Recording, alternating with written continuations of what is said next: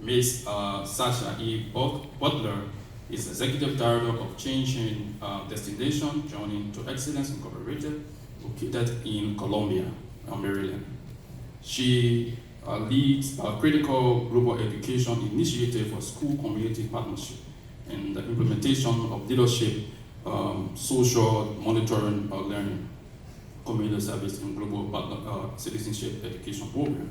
Previously, Ms. Butler had various leadership positions in New York within the higher education institution, community-based organization, and business strategy. Ms. Sasha, we want to welcome you on the podium.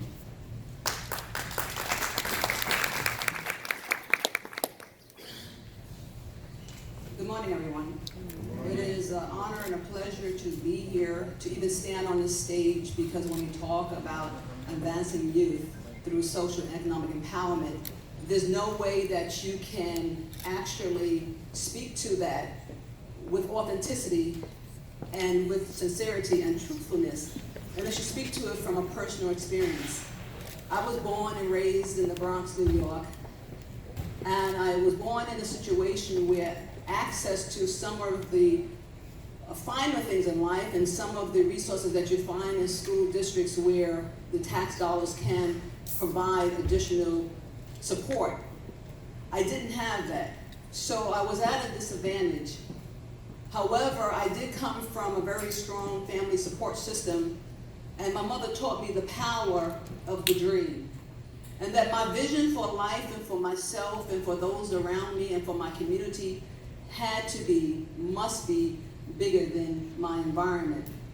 And with that said, I forged out into my community, and I was determined to make a difference, only to run into one barrier after the other, only to be told that despite my enthusiasm and my motivation for education and my desire to become a journalist and to reach people through the written word, that I was not college material. And for a very brief moment, I believed that, just the way so many young people around the world believe that when they're told they cannot do that, especially our young girls and our young boys, not just from my community, but communities around the world. And economics is not a limiting factor. It is not also but it is the common denominator in many cases. And so my mother encouraged me to continue to forge on, and I did go on and get my Bachelor's of Arts. I had to use athletics to do that, and so that's why I was so inspired by Ennis when he told his story, because while he made it to the NBA, my situation was that when in the 1990s, about 1996, an article was written about me in PepsiCo Inc., and I was an Olympic hopeful. But I had to make a decision to either leave my home and go train in the Caribbean with a team called the Adams that was in Brooklyn and was producing Olympians, or get a job. And for me, it was not a thought process like it isn't for many youth. I was going to go to work because I believed that I had in me the power to make a difference for not only myself, but for my family. And I did that. And initially I had some regrets, but when I look back and realized that I did make a difference, and I actually did reach the international platform because I'm standing here and never thought this would be possible. I realized that everything happens for a reason and there's a purpose. And many young people need to see people like me who have great potential and are still successful at the level that they achieve. I'm so honored to have several people here, my board of directors, who have come here. One of the wonderful things about them is that they also have a heart for youth, and they have a heart for global education, and they express that through their travels and their commitment to go into their pockets and travel to places like Cuba, Croatia, Nigeria, Uganda, Nicaragua next year. And we also have a group of youth, about 11 youth here, who said, I want to make a difference, and I want to be part of something greater than myself in my community. And their director, David Hillgeier. Just when I look over at him, I get a little choked up because of the work that he does in the Maryland community. But I'm going to go real quickly into my presentation. I'm not going to stay long, but I wanted to tell you my story to give you you a foundation for it. Because when I did live in New York, I made a lot of money working for American Express, and one day I made a decision that I was truly going to have an impact. I had to walk away from all of that and just pursue my purpose, and that was to transform the lives of youth, but not only that, to transform the lives of those who touch youth. One of the things I do want to talk about, and you can have these slides move forward for me. A lot of this information is pretty general to everyone out there, but I like to go through it just to give you an idea of some of the information that we talked about and that has been talked about today. Bear with me 1 second.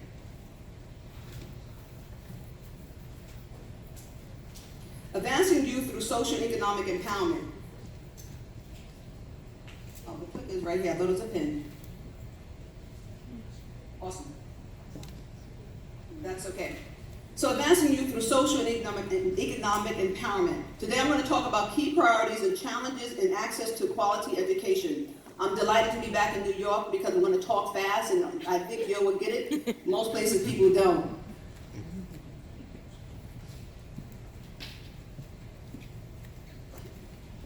Okay. One of the things that's most important that we must first understand is the Universal Declaration of Human Rights. Everything starts really there, is that our human rights, whatever we agree on or disagree on, we all come back that we all have the right to freedom and equality. Article number 26 talks about the right to education. Everyone has the right to education. But one of the things that really stood out to me was number 2 under Article 26. And I'll read that to you. It says, it, talking about education, shall promote understanding, tolerance, and friendship among all nations, racial and religious groups, and shall further the activities of the United Nations for the maintenance of peace. And why that stood out to me was because I'm standing here because of a friendship with Mehmet that started over 17 years ago. We were both working for the YMCA, and we began to engage one another despite cultural and religious beliefs. And 17 years later, interestingly enough, we are both doing global education in life. And that is the power of engaging one another, but also engaging youth. Article number 13 in the International Covenant on Economic, Social, and Cultural Rights talks about secondary education in its different forms, including technical and vocational secondary education, shall be made generally available and accessible to all and by all, and I cracked my screen so I can't see, appropriate means, and in particular, by the progressive introduction of free education. And while we have made a lot of progress in that area, especially on the primary level, we know that on the lower and the upper secondary level, it is still a challenge. Some stats for you that are interesting, because we talk about the 2030 goals and achieving that. How many of you realize it's only 10 years away? And while we've accomplished much, there is still a lot that needs to be accomplished. And there's still a lot that's going on. There's a lot of disparities. And we talk about developing countries, and that is true, but let me tell you, disparities are global. There are disparities in different communities, like I said earlier, based on your tax code, your zip code, and based on your economic and social circumstances.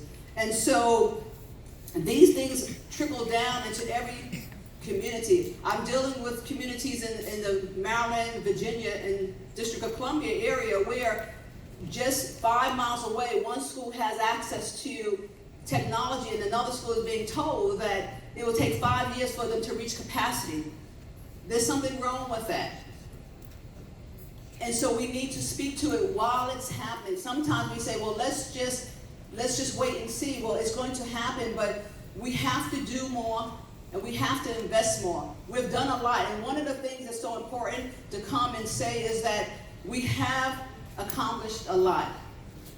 One of the things we have accomplished is more and more grassroots organizations such as Changing Destinations are out there making a difference. We don't make the news. Many people don't know about us.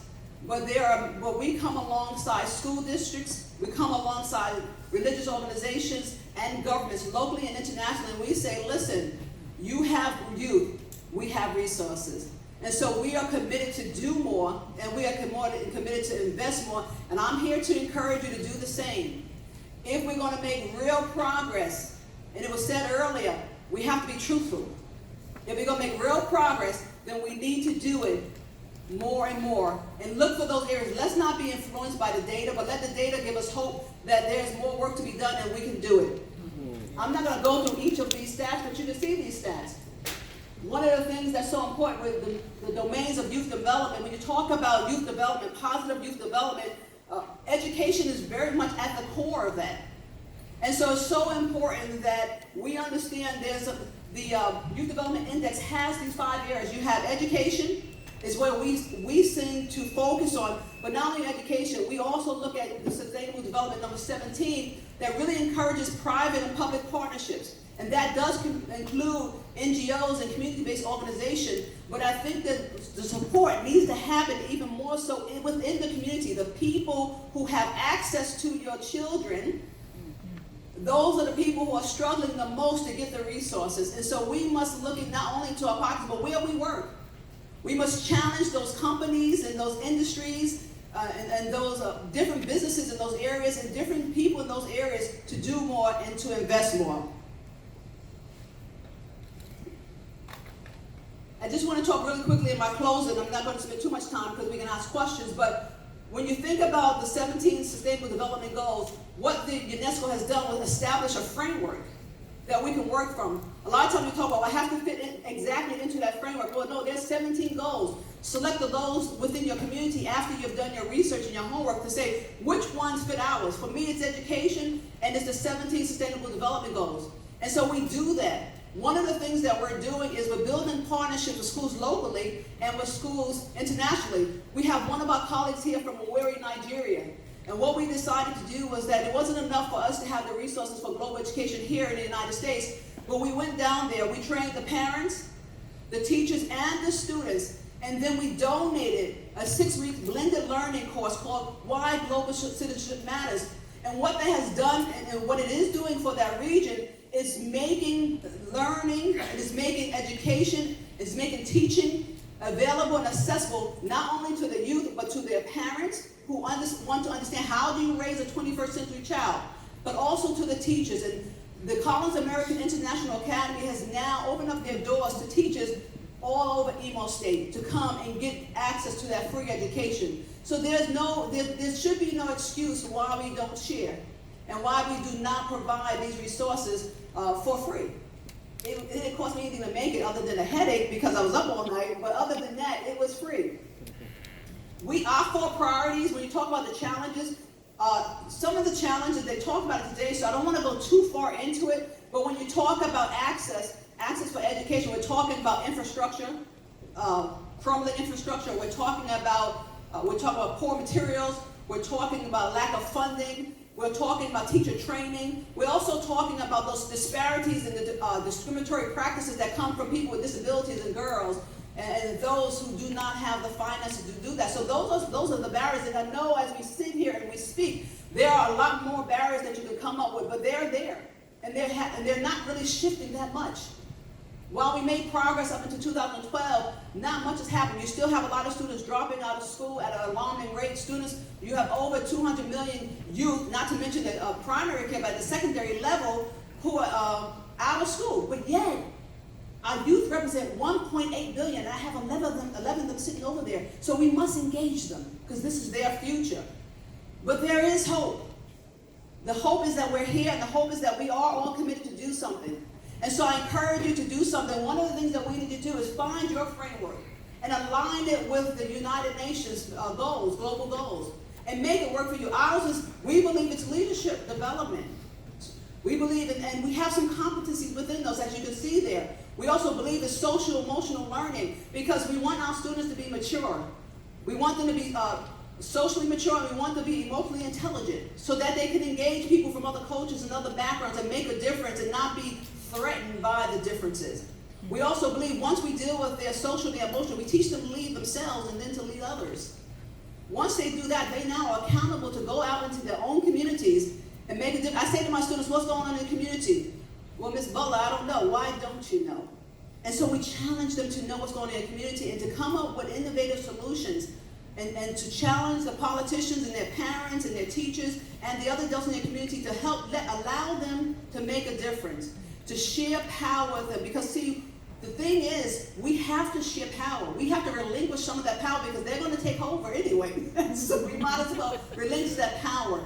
Give them a voice, sit them at the table, and when they make decisions, do not take it back. But trust them that they'll make the right decisions, because just like you and me, in our decision making, we fail. But in failing, we learn so much more. So give them space and place. Even if you have to give them your seat at the table, give them some space and place, because once they're able to do that, and they go out and we begin to work with them on global citizenship education, they're doing exactly what we're doing. We have raised up about 12 students at Collins American International Academy, and we have this academy. People are like, well, where is it? It's everywhere. We have about 3 students in Virginia who's a part of the academy. We have 2 in Maryland, it's growing. We have 12 in Owerri. We have about 700 in Uganda because we have schools. And we get more and more. We're working with embassies. We're working with the Ugandan embassy in DC so that we can make a difference. And so I'm just encouraging you. I'm here to encourage you. I don't have to go into a lot of things. You know what the issues are. You have your own issues. So I'm encouraging you to help your children and help your youth make a difference. Thank you.